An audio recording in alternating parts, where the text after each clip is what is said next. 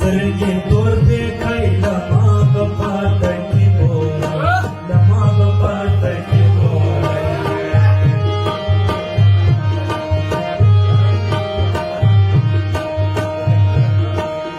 سپینې خولې ژړ چار ګلان رالېږو وی د فرانسه رالېږو وی د فرانسه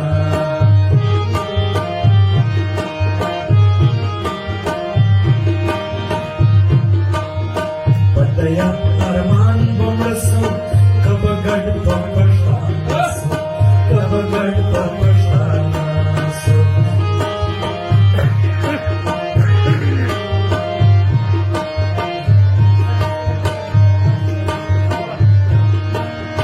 کلک شیر کله پاسه پر کلا سے ګلاس